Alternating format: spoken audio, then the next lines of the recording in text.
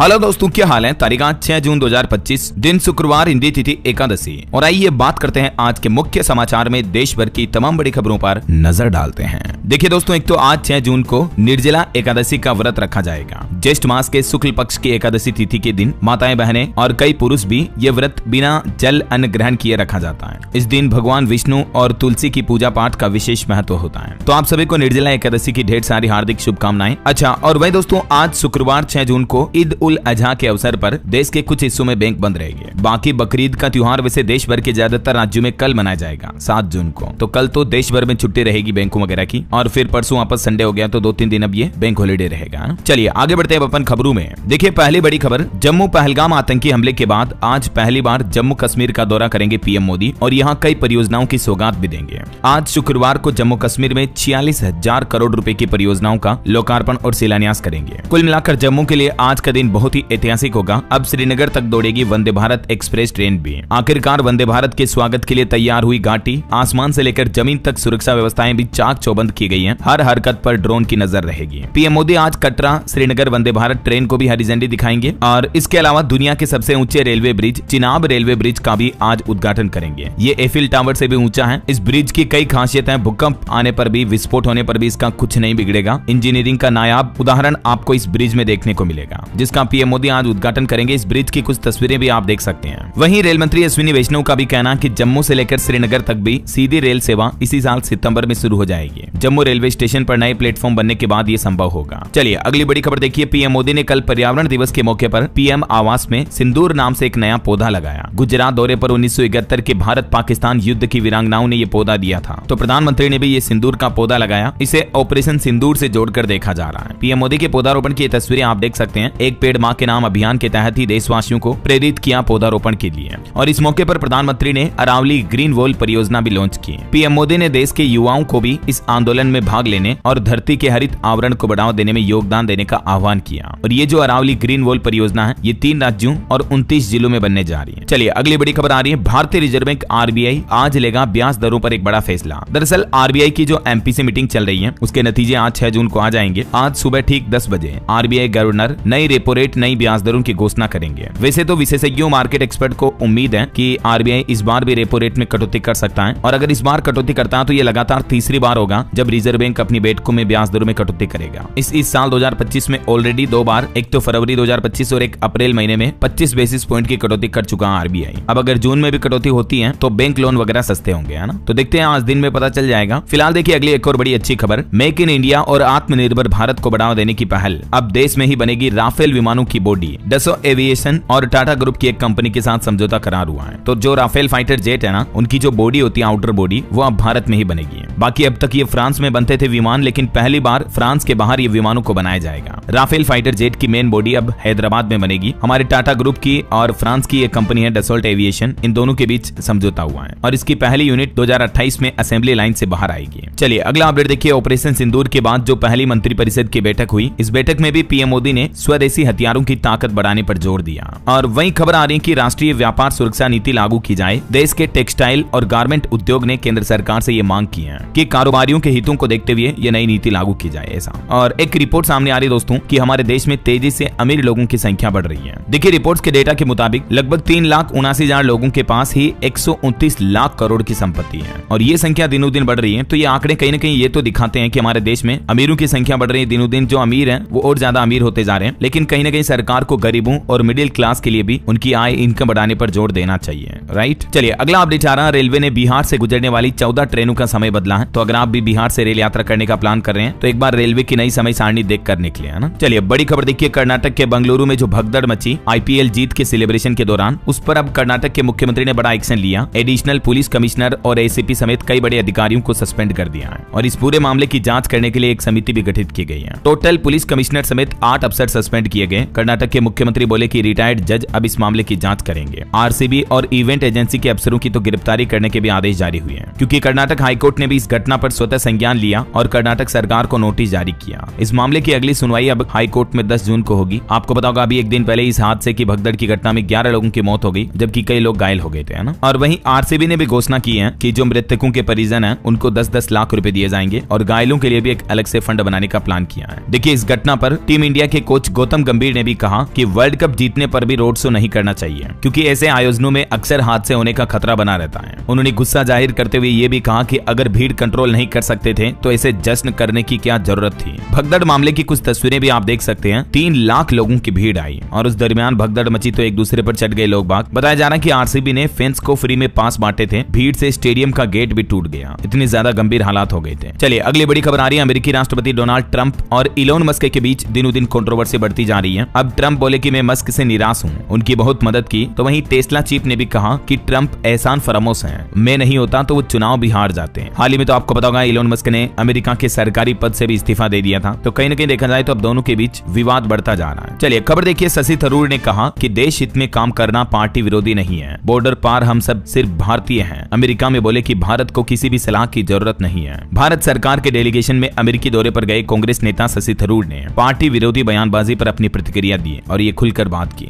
वहीं देखिए इधर ऑपरेशन सिंदूर पर आरएसएस प्रमुख मोहन भागवत बोले कि सभी दलों ने सहयोग किया, जो कि एक अच्छी बात है। सरकार ने एक्शन लिया, दोषियों को सजा मिली, सेना की भी क्षमता और वीरता चमक उठी। चलिए खबर देखिए। दिल्ली हाईकोर्ट बोला कि फीस नहीं देने पर धमका नहीं सकते हैं, स्कूल सिर्फ कमाई का जरिया नहीं है। डीपीएस ने बाउंसर्स बुलाकर एक स्टूडेंट की एंट्री रोकी थी। दिल्ली पब्लिक स्कूल से जुड़ा मामला सामने आया था, तो उसके बाद दिल्ली हाईकोर्ट ने इस मामले की सुनवाई करते हुए दिल्ली पब्लिक स्कूल को फटकार भी लगाई। और बड़ी खबर देखिए दोस्तों, पूर्वोत्तर भारत के कई राज्यों में अभी भी बाढ़ और लैंडस्लाइड का खतरा चल रहा। बीते 11 दिन में 49 मौतें हुई। हालांकि अभी भी मध्य प्रदेश समेत देश के 25 राज्यों में बारिश का अलर्ट है। कुछ राज्यों में हीट वेव की भी चेतावनी है, जैसे राजस्थान, उड़ीसा वगैरह में। आगे मैं आपको बताऊंगा और भी मौसम समाचार विस्तार से। फिलहाल देखिए महंगाई पर एक अच्छी खबर आ रही है। पीएनजी की कीमतों में 2.5 रुपए की कटौती हुई है। गैस उपभोक्ताओं को राहत मिली। GAIL India limited Ranchi city gas distribution परियोजना ने ये गैस कीमतों में कटौती की है और इस कटौती के बाद घरेलू पीएनजी वगैरह के रेट्स क्या हो गए हैं देख सकते हैं आप डिटेल। और खबर देखिए, राहुल गांधी ने हरियाणा कांग्रेस को एक हिदायत दी और 2 सलाह दी। ये भी मैसेज दिया कि गुटबाजी से पार्टी का नुकसान न करें, नई लीडरशिप को भी मौका मिलेगा। और देखिए बड़ी खबर, वीजा बैन को लेकर सुप्रीम कोर्ट पहुंचा एक पाकिस्तानी नागरिक, तो सुप्रीम कोर्ट के जजों की बेंच ने कहा कि वापस चले जाएं अपने मुल्क। 2016 से लॉन्ग टर्म वीजा पर था यह शख्स भारत में। और वहीं देखिए दोस्तों, छत्तीसगढ़ में 1 करोड़ का इनामी नक्सली मारा गया। बीजापुर में एनकाउंटर हो गया। तेलंगाना, छत्तीसगढ़ और महाराष्ट्र में मोस्ट वांटेड था ये। और मेक इन इंडिया की एक और पहल देखिए, सेमीकंडक्टर निर्माण की दिशा में एक और बड़ा कदम उठाया। सेज नियमों में ढील दी। अब इससे सेमीकंडक्टर चिप की फैक्ट्री लगाना और भी आसान होगा। सरकार ने कंपनियों के लिए नियमों में ढील दी है, देश में made in India semiconductor chip को बढ़ावा देने के लिए, है ना। अब छोटे प्लॉट पर भी ये इस तरह के कारखाने लगाए जा सकेंगे। चलिए अगला अपडेट देखिए, राजस्थान का मेनार या इसे मेनाल भी कहते हैं और खींचन गांव रामसर साइट घोषित हुआ। जैसे केवलादेव घना राष्ट्रीय उद्यान और सांबर झील का नाम पहले ही हो चुका है इसमें, इस लिस्ट में शामिल। तो विश्व पर्यावरण दिवस के मौके पर राजस्थान राज्य के लिए अच्छी खबर आई है। चलिए बड़ी खबर देखिए, ऑपरेशन ब्लू स्टार की बरसी पर पंजाब अमृतसर में उठी खालिस्तान की मांग। दल खालसा ने रोस मार्च निकाला। आज अमृतसर जिला बंद रहेगा। जेएनडीयू ने परीक्षाएं भी स्थगित की। आज 6 जून शुक्रवार को अमृतसर बंद का आह्वान भी किया है। और मध्य प्रदेश में देखिए एक बड़ी सड़क दुर्घटना हो गई। रीवा में ऑटो पर पलटा ट्रक, 7 लोगों की जान चली गई। ओवरटेक करने के चक्कर में यह हादसा हुआ। ये सभी प्रयागराज से गंगा स्नान करके लौट रहे थे ऑटो सवार, लेकिन देखिए जरा कितना भयानक हादसा हो गया। चलिए स्टूडेंट युवाओं को सावधान करने वाली एक खबर बताता हूँ। देखिए हरियाणा में सीईटी के लिए एक फर्जी वेबसाइट बनाई गई, जिसमें 14 लाख से ज्यादा विजिटर दिखाए गए और पहले ही स्टेप पर पेमेंट का ऑप्शन मिल रहा था। जब इसकी जांच की गई तो बैकएंड में एक महिला का खाता मिला। तो आए दिन कई बार ऐसे कई अलग अलग राज्यों में फर्जी भर्तियां निकाली जाती हैं और लाखों स्टूडेंट से पैसे ऐंठ लिए जाते हैं, समझ रहे हो। जबकि मैं आपको बताता रहता हूँ कि जो गवर्नमेंट के ऑफिशियल पोर्टल होते हैं ना, उनके पीछे डोमेन के अंत में .gov.in एक्सटेंशन होता है या .nic.in। सावधान रहें आप और इस तरह से फेक वेबसाइट, फेक पोर्टल का पता लगाने के बाद ही किसी भी पोर्टल पर फॉर्म भरें, ऑनलाइन अप्लाई करें, समझ रहे हो। ये देखिए ऐसे ही सेना भर्ती के नाम पर भी फर्जीवाड़ा किया गया। सेना के झंडे, वर्दी में अफसर, लेकिन फर्जी है ट्रेनिंग सेंटर। उत्तर प्रदेश के मैनपुरी में सेना भर्ती के नाम पर 600 युवाओं को 600 लोगों को ठग लिया गया। मतलब देखिए युवाओं से सेना भर्ती के नाम पर पैसे ले लिए। एक अशोक नाम का शख्स कहता है कि 3 महीने बीत गए, न किसी की नौकरी लगी, न ही किसी को पैसा वापस दिया गया। और पूरा मतलब झांकी देखिए आप, पूरा ट्रेनिंग सेंटर बनाया हुआ है इंडियन आर्मी की प्रैक्टिस सेंटर के नाम से। किस किस लेवल का, किस हद तक का फ्रॉड करते हैं यार लोग बाग। चलिए अगला अपडेट आ रहा, केंद्र सरकार ने अधिकारियों के लिए केंद्रीय प्रतिनियुक्ति भत्ते में इजाफा यानी बढ़ोतरी की है। इन सभी अधिकारियों के लिए जो भत्ते की अधिकतम सीमा अभी 9,000 रुपए है, तो इस भत्ते में 25 से 50% तक की बढ़ोतरी की जाएगी। और एक बड़ी दुर्घटना देखिए दोस्तों, उत्तर प्रदेश में कल गंगा दशहरा के मौके पर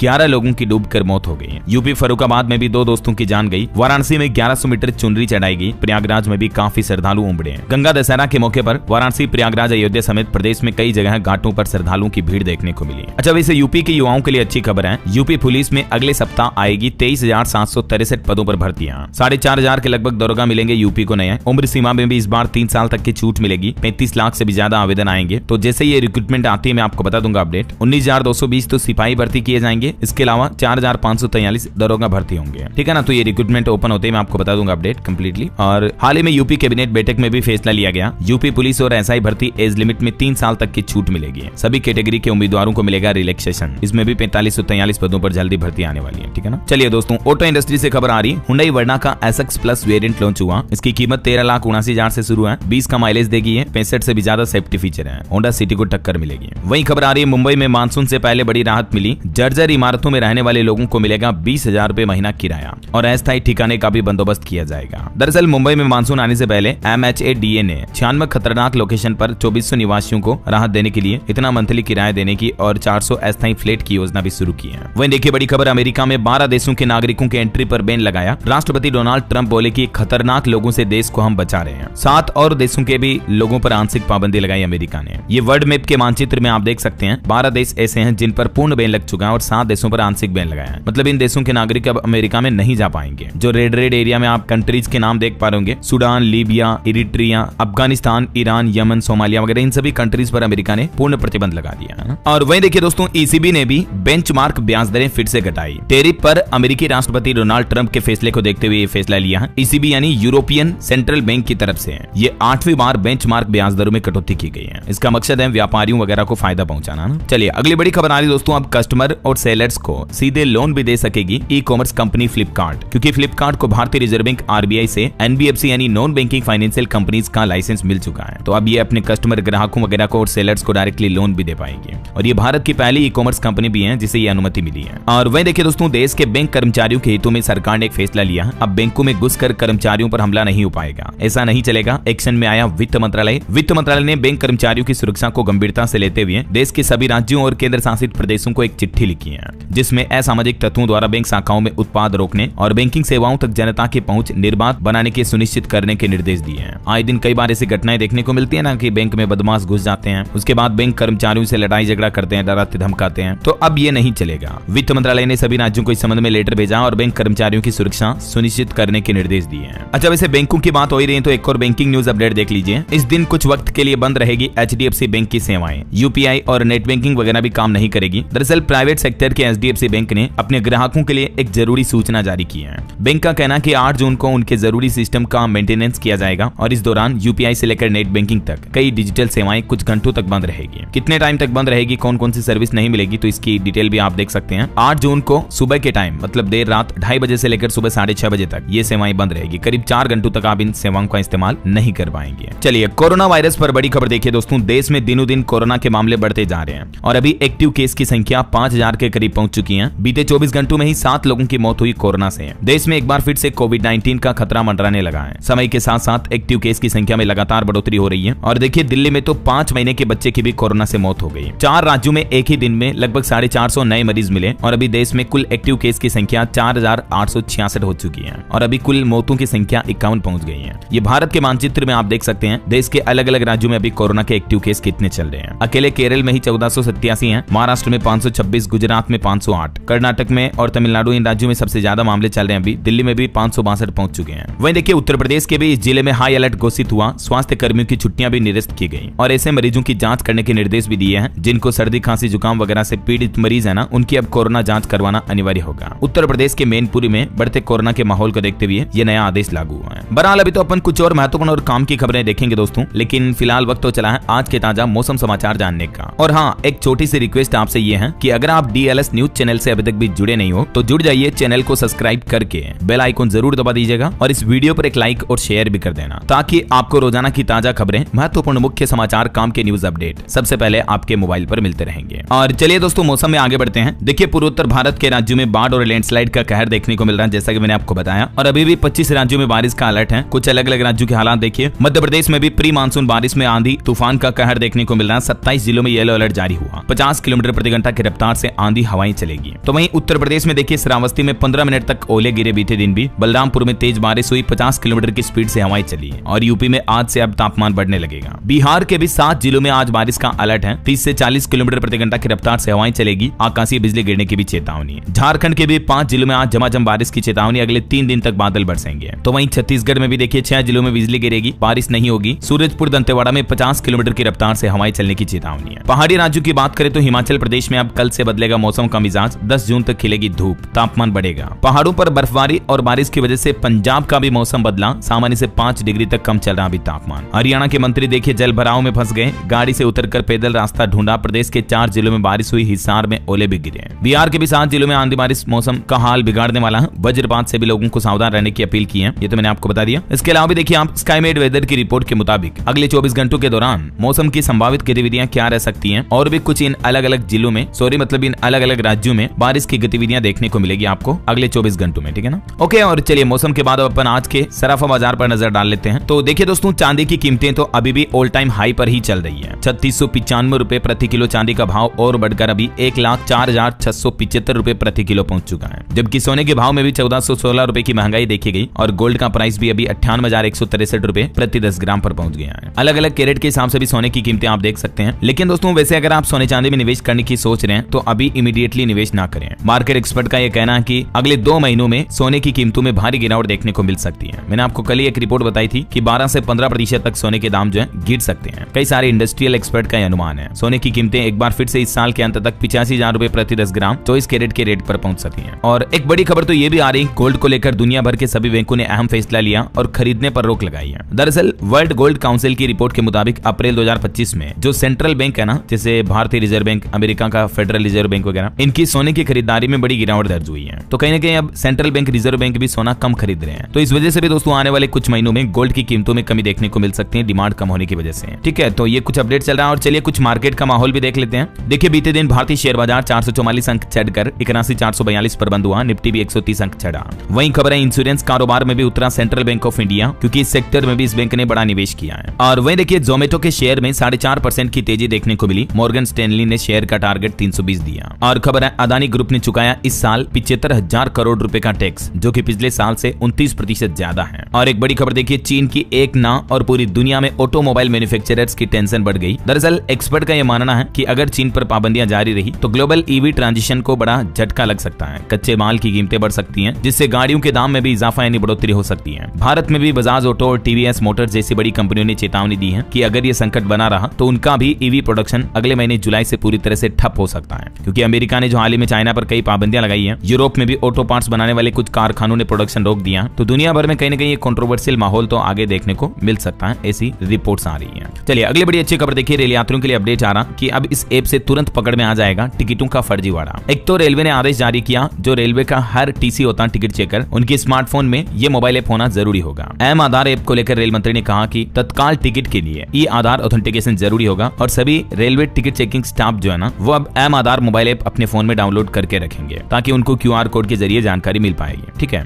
अभी एक दिन पहले मैंने आपको रिपोर्ट बताई थी कि रेलवे भी ये नया नियम लागू कर चुका है। अब आम यात्रियों को तत्काल टिकट आसानी से मिलेगा, क्योंकि टिकट बुकिंग के शुरुआत के पहले 10 मिनट में सिर्फ आधार ओटीपी के जरिए ही टिकट बुकिंग होंगे। तो इससे टिकट बुकिंग की कालाबाजारी पर भी रोक लगेगी। ब्लैक वगैरह में टिकट बुक नहीं होंगे। ये देख सकते हैं आप रेल मंत्री अश्विनी वैष्णव का ट्वीट भी। तो तत्काल टिकट बुकिंग को लेकर रेलवे की तरफ से ये बड़ा बदलाव किया जा रहा है। अब आधार कार्ड वेरिफिकेशन के बाद ही टिकट बुक होगा, है ना। ओके, और चलिए मार्केट के बाद आगे बढ़ते हैं अपन खबरों में। तो देखिए भारतीय वैज्ञानिकों की एक नई पहल, अब किसी पर भी बिजली नहीं गिर पाएगी। वैज्ञानिकों ने एक कमाल का सिस्टम बनाया है, जो कि बिजली गिरने से 3 घंटे पहले ही चेतावनी दे देगा। ये सिस्टम इनसेट 3D सैटेलाइट का उपयोग करके बदलावों को भापेगा, बादलों की गतिविधियों को नोटिस करेगा और उसके बाद किस एरिया में बिजली गिरने वाली है उससे 3 घंटे पहले आपको अलर्ट मिल जाएगा। तो ये इंडियन साइंटिस्ट की एक बहुत ही अच्छी पहल है। चलिए खबर आ रही है, हजारों वाहन चालकों को बड़ी राहत मिली। DL और RC यानी ड्राइविंग लाइसेंस और गाड़ी के रजिस्ट्रेशन सर्टिफिकेट के अपडेट करने की समय सीमा को बढ़ा दिया। इनमें मोबाइल नंबर लिंक करने की अंतिम तिथि को 31 अगस्त तक बढ़ा दिया। बिहार सरकार की तरफ से इस संबंध में नोटिस भी जारी किया गया। चलिए बड़ी खबर आ रही है, बकरीद पर कुर्बानी के लिए आए बकरों की जान जैन समाज ने बचाई। 44 लाख रुपए खर्च करके 400 बकरे भी खरीदे। देखिए जैन समाज के लोगों की करुणा। और वहीं देखिए बकरीद को लेकर झारखंड में भी 5,500 अतिरिक्त जवानों की तैनाती रहेगी। संवेदनशील जिलों में विशेष सुरक्षा रखी जाएगी। वैसे कल देश भर में बकरीद का त्योहार मनाया जाएगा और इस मौके पर 7 तारीख को कल अधिकतर जगहों पर बैंक हॉलिडे भी रहने वाला। मैंने आपको बताया था ना शुरुआत में ही, है ना। और 8 को वापस संडे आ रहा, तो 7-8 2 दिन की लगातार छुट्टी हो जाएगी। चलिए अगला अपडेट देखिए, मुख्यमंत्री योगी आदित्यनाथ की मौजूदगी में अयोध्या राम दरबार की प्राण प्रतिष्ठा हुई। मंदिर में विराजे राम भगवान। कल यूपी के सीएम योगी आदित्यनाथ का जन्मदिन भी था, उनका 53वां जन्मदिन था। इस मौके पर उन्होंने अयोध्या में रामलला के दर्शन भी किए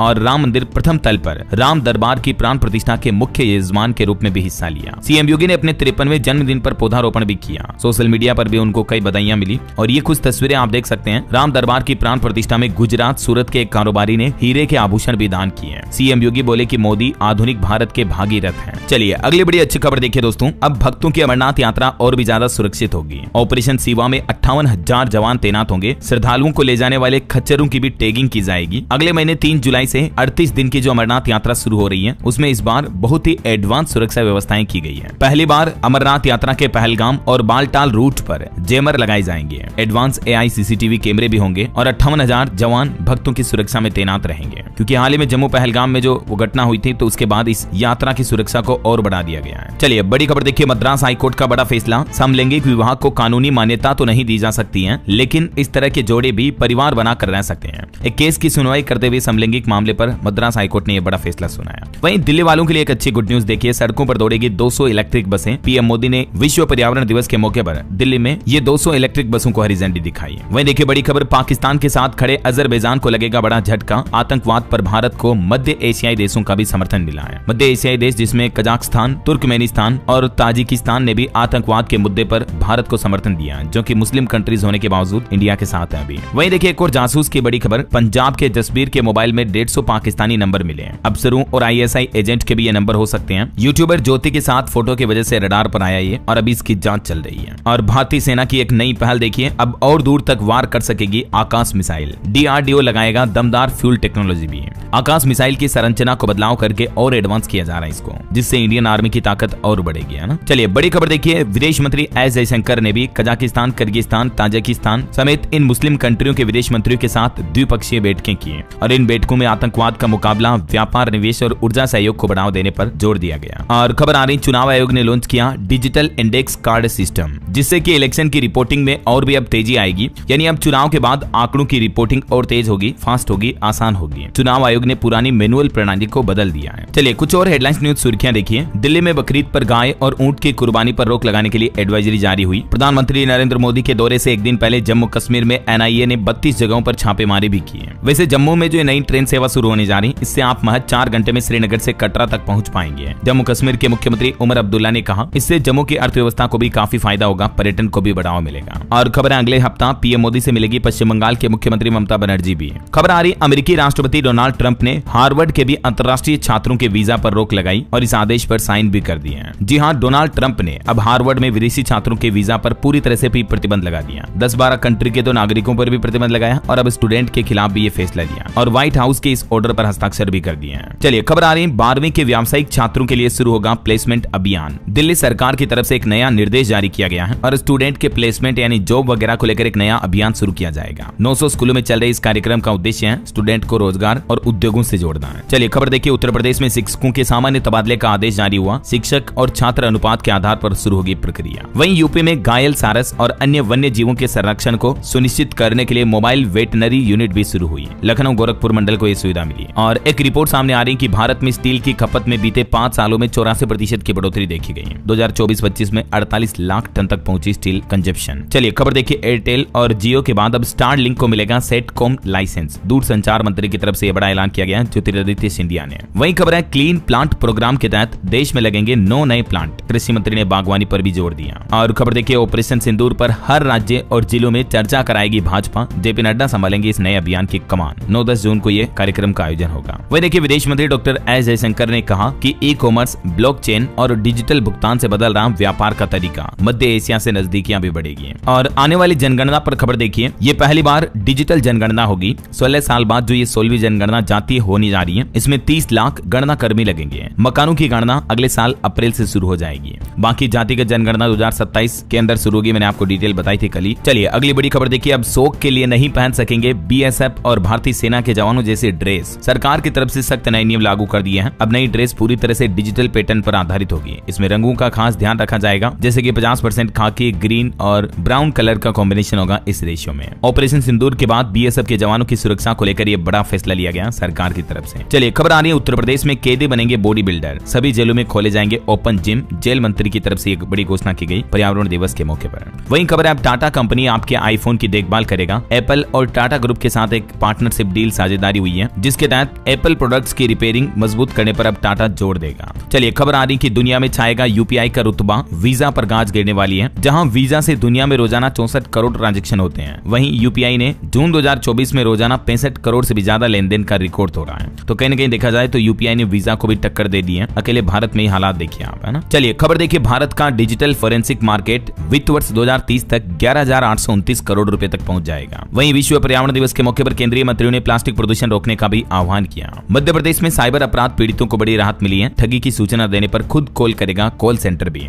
1930 हेल्पलाइन सिस्टम में एमपी में बड़ा बदलाव किया गया है। और खबर देखिए, लक्षद्वीप में स्कूली पाठ्यक्रम से हटाई गई अरबी और महल जैसी भाषाएं। केरल के मंत्री ने प्रशासन के फैसले का विरोध भी किया। और वैसे हिंदी भाषा को लेकर भी जो कंट्रोवर्सी चल रही है उस पर खबर देखिए, राज ठाकरे बोले कि महाराष्ट्र में सिर्फ मराठी और इंग्लिश पढ़ाई जाए। सरकार लिखित में आदेश जारी करे कि हिंदी अनिवार्य नहीं है, वरना हम आंदोलन करेंगे। अब देखिए, आखिरकार हिंदी के विरोध में खुलकर सामने आए राज ठाकरे। बोले कि पहली कक्षा से केवल मराठी और अंग्रेजी ही पढ़ाई जाए ऐसा। चलिए खबर आ रही है, ऑस्ट्रेलिया के उप प्रधानमंत्री ने पीएम मोदी से मुलाकात की। रणनीतिक साझेदारी को मजबूत करने पर चर्चा हुई है। वहीं लद्दाख के नेताओं ने नए नियमों पर प्रतिक्रिया देते हुए कहा कि राज्य का दर्जा और छठी अनुसूची का मुद्दा अब भी अधूरा है। हाल ही में आरक्षण वगैरह को लेकर जो लद्दाख पर केंद्र सरकार ने फैसला लिया, उसके बाद अब ये मांग की जा रही है। और अपडेट है कि भूटान में अंतर्राष्ट्रीय अचीवर्स अवार्ड 2025 समारोह का आयोजन 15 जून को होगा। एक दुखद घटना देखिए, राजस्थान के हेल्थ मिनिस्टर की पत्नी की साइलेंट अटैक से मौत हुई। जयपुर में रात को खाना खाकर सोई थी, सुबह उठी ही नहीं। वहीं हिमाचल प्रदेश के सरकारी अस्पतालों में अब निःशुल्क पर्ची बनाने का सिस्टम खत्म हुआ। 10 रुपए आपको चार्ज देना पड़ेगा। खबर है, अब दिल्ली एनसीआर की औद्योगिक नगरी क्राइम फ्री होगी। सीपी ऑफिस और थानों से डायरेक्ट नजर रखी जाएगी। कंट्रोल रूम भी बनाए जाएंगे। और एक भारत के लिए बड़े गर्व की बात देखिए, स्पेन में भी लॉन्च किया गया अमूल डेयरी दूध का ब्रांड। बाजार में शुरू हुई आपूर्ति भी। और खबर देखिए, उत्तराखंड में अब बददुआ का डर दिखाकर ठग नहीं पाएंगे किन्नर। पुलिस संग मिलकर एक नया प्लान बनाया जा रहा। चलिए अगली खबर देखिए दोस्तों, शिक्षा, स्वास्थ्य सेवा और पर्यावरण संरक्षण के क्षेत्र में काम करने वाले नायकों को अब पुरस्कृत किया जाएगा। इनाम राशि 50 लाख रुपए तक रखी गई है। इन्फोसिस फाउंडेशन की तरफ से एक नई पहल की जा रही है। अगर आप भी इस पहल के लिए आवेदन करना चाहते हैं तो इन्फोसिस के इस ऑफिशियल पोर्टल के माध्यम से आवेदन कर सकते हैं, ठीक है ना। चलिए खबर आ रही है, हिमाचल प्रदेश को साल 2030 तक बनाया जाएगा प्लास्टिक मुक्त।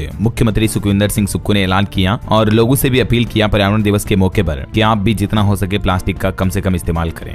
वहीं खबर आ रही, अमर ज्योति चिटफंड घोटाले के मामले में 4 एजेंट को गिरफ्तार किया गया। इनसे पूछताछ भी चल रही है और 76 और एजेंटों की तलाश भी है। उत्तर प्रदेश बदायूं का ये मामला है जिसमें कई लोगों के साथ निवेशकों के नाम पर ठगी की गई। और खबर है, उत्तर प्रदेश ऊर्जा विभाग ने फिर से बढ़ाया एजमा। 6 महीने तक हड़ताल नहीं कर सकेंगे बिजली कर्मचारी। एजमा कानून लागू कर दिया है ना। वहीं देखिए दोस्तों, बंद कमरे में अमेरिकी अधिकारियों से चर्चा होने जा रही है। 9 जुलाई इसकी डेडलाइन रखी गई है। भारत यूएस के बीच ट्रेड डील पर बड़ा ऐलान होगा। और खबर है, एम्स दिल्ली में अब मरीजों और उनके साथ वालों को ठहरने में दिक्कत नहीं होगी। नए प्रतीक्षालय का भी उद्घाटन किया गया। झारखंड सरकार की नई पहल देखिए, ऑनलाइन प्लेटफॉर्म पर काम करने वालों के लिए अच्छी खबर है। हेमंत सोरेन सरकार की कैबिनेट बैठक में कई अहम फैसले लिए गए। एक तो झारखंड कैबिनेट ने गिग वर्कर्स के कल्याण के लिए स्पेशल विधेयक को मंजूरी दी, जैसे कुरियर बॉय हो गया, टैक्सी ड्राइवर हो गया, ओला उबर कैब ड्राइवर वगैरह। तो उनके लिए सरकार ने फैसला लिया कि ऐसे कर्मचारियों को झारखंड सरकार की तरफ से कई अन्य फायदे दिए जाएंगे। डिटेल आप देख सकते हैं। और इसके अलावा भी दोस्तों, झारखंड सरकार की तरफ से कैबिनेट बैठक में कुछ और अन्य फैसले लिए गए जिनकी जानकारी आप देख सकते हैं। चलिए खबर आ रही है, नरेंद्र मोदी फिर से बिहार आ रहे हैं। जनसभा से राज्य को करोड़ों रुपए की सौगात देंगे और पीएम से पहले 5 दिन पहले मतलब अमित शाह भी बिहार का दौरा करेंगे। 20 जून को तो प्रधानमंत्री नरेंद्र मोदी बिहार सिवान आ रहे हैं और इससे पहले 15 जून को सीतामढ़ी में अमित शाह का दौरा होगा। और खबर आ रही, बिहार में 2.5 साल में स्क्रैप के लिए आए 1611 वाहन। अब सरकार का कहना है कि नई गाड़ी खरीदने पर आपको टैक्स में भी छूट मिलेगी। स्क्रैपिंग पॉलिसी को बिहार सरकार ने फिर से बढ़ाने का ऐलान किया है। चलिए खबर देखिए, राजस्थान में मुख्यमंत्री राजस्थान वाहिनी भारत गौरव पर्यटक ट्रेन का शुभारंभ करेंगे। पहली बार ऐसी ट्रेन से रामेश्वरम की तीर्थ यात्रा पर जाएंगे प्रदेश के वरिष्ठ नागरिक। खबर है, ब्रसेल्स में भारतीय प्रतिनिधिमंडल ने पाकिस्तान द्वारा आतंकवाद को राष्ट्रीय नीति के रूप में इस्तेमाल के लिए भी उजागर किया। वहीं खबर है, राहुल गांधी का सरेंडर वाला बयान पाकिस्तान में हेडलाइन बना। किरण रिजिजू ने दी सीमा ना पार करने की सलाह। और खबर है, इटली के उप प्रधानमंत्री ने भी पीएम मोदी के एक पेड़ मां के नाम अभियान की सराहना की है। वहीं खबर आ रही, फिर होगी भारत अमेरिका के बीच ट्रेड वार्ता। इस वार्तालाप के लिए अमेरिका की एक टीम भी भारत पहुंच चुकी है और दोनों देशों के बीच अब परसों 8 जुलाई को ये बातचीत वार्तालाप फिर से होगी, है ना। चलिए खबर आ रही, डीबीटी पूरे भारत में 188 स्वच्छता गतिविधियों के साथ स्वच्छता पखवाड़ा 2025 भी मनाएगा। विज्ञान और प्रौद्योगिकी मंत्रालय की ये नई पहल है। और हिमाचल प्रदेश में शुरू हुई राजीव गांधी वन संवर्धन योजना भी। वहीं भारत की पहली त्रिसेवा अखिल भारतीय नौकायन टीम ऐतिहासिक सेशेल्स यात्रा से लौटी। चलिए दोस्तों, कुछ और स्टेट न्यूज अपडेट देख लेते हैं फटाफट से। देखिए, मध्य प्रदेश में भी कोरोना की रफ्तार बढ़ी। भोपाल के 3 समेत 17 नए केस आए पूरे राज्य में। अब सरकारी अस्पतालों में RT-PCR जांच भी ठप पड़ी है, तो सरकार ने सक्रियता बढ़ाने के निर्देश भी दिए हैं। वहीं छत्तीसगढ़ में भी देखिए, नया कोविड वेरिएंट स्मोकर्स और डायबिटीज पेशेंट के लिए खतरनाक हो रहा है क्योंकि उनके फेफड़ों पर ज्यादा असर कर रहा है। जांच में खुलासा हुआ है। और खबर है, छत्तीसगढ़ में सब स्टेशन ऑपरेटरों को मिलेगा 10 लाख का का दुर्घटना बीमा भी है। आखिरकार ठेका कर्मियों की मांग पूरी हुई। वहीं छत्तीसगढ़ में बिजली कर्मचारियों को भी 10 लाख का ये इंश्योरेंस का फायदा मिलेगा। और देखिए, राजस्थान के मुख्यमंत्री ने चंबल नदी को 1551 फीट लंबी चुनरी ओढ़ाई। बोले कि कुछ लोग 18 डिग्री पर एसी चलाकर कंबल ओढ़कर सोते हैं, वो दूसरों को गर्मी दे रहे हैं। पर्यावरण दिवस के मौके पर भजनलाल शर्मा ने यह कार्यक्रम का आयोजन किया। और यूपी लखनऊ में देखिए, सीधे दक्षिण भारत के धार्मिक स्थलों की सैर करने का मौका है। 7 जून से चलेगी भारत गौरव ट्रेन,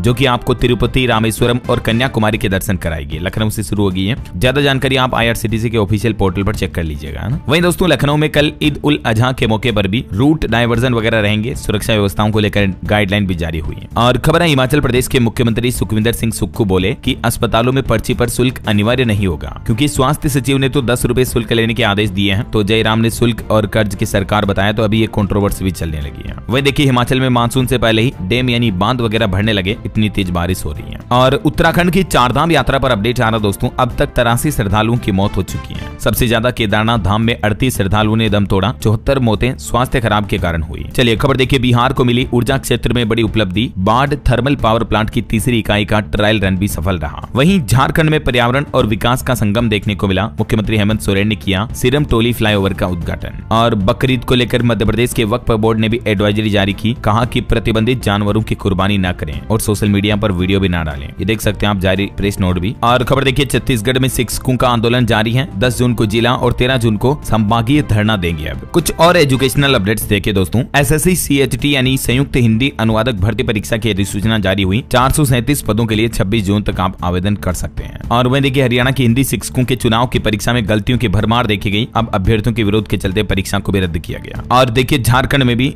JTET में भाग लेने के लिए अधिकतम आयु में अब 8 वर्ष तक की छूट मिलेगी। नियमावली में यह बड़ा बदलाव किया गया है झारखंड शिक्षक पात्रता परीक्षा में, है ना। और वही देखिए दोस्तों, DU यानी दिल्ली यूनिवर्सिटी में PG और BTech में दाखिले की अंतिम तारीख बढ़ी। अब आप 9 जून तक आवेदन कर सकते हैं। ओके, और चलिए दोस्तों, कुछ अंतर्राष्ट्रीय न्यूज अपडेट देख लेते हैं। देखिए, इजराइल ने गाजा निवासियों को उत्तर की ओर न जाने की चेतावनी दी। अब तक 4000 से भी ज्यादा फिलिस्तीनी मारे जा चुके हैं, जो गाजा इजराइल जंग चल रही है ना उसमें है। वहीं इधर अमेरिका ने भी गाजा में सीजफायर प्रस्ताव पर वीटो लगाया और कहा कि इजराइल को अपनी रक्षा करने का हक है। दुनिया के 14 देशों ने जंग रोकने के लिए भी वोट किया। और इधर पाकिस्तान में देखिए, अहमदिया मुसलमानों के ईद मनाने पर भी पाबंदी लगाई गई। 5 लाख रुपए के जुर्माने की भी धमकी दी पाकिस्तान सरकार ने। देखिए कितना अटपटा फैसला लिया है। और चलिए दोस्तों, अंत में अपन आज के राशिफल पर नजर डाल लेते हैं। तो देखिए, कन्या राशि वालों की नौकरी में रुकावटें दूर होगी और मकर राशि वालों को भी आज शेयर मार्केट वगैरह में अच्छा फायदा मिल सकता है। और भी कुछ अलग अलग राशियों का राशिफल आप देख सकते हैं स्क्रीन पर। और हाँ दोस्तों, आप मुझे कमेंट करके बताइए कि इस बार के IPL मैच में आपके हिसाब से सबसे बेस्ट परफॉर्मर खिलाड़ी कौन सा रहा है। कमेंट करके बताइए उस प्लेयर्स का नाम। और साथ ही इस वीडियो को लाइक और शेयर करना। DLS न्यूज चैनल को सब्सक्राइब करके बेल आइकन जरूर दबा देना, रोजाना ऐसी इन्फॉर्मेटिव जानकारियां, महत्वपूर्ण समाचार देखते रहने के लिए। ओके, ख्याल रखिएगा अपने आप का, अपने परिवार का। मिलेंगे अगले नेक्स्ट अपडेट में, तब तक के लिए जय हिंद, जय भारत, वंदे मातरम।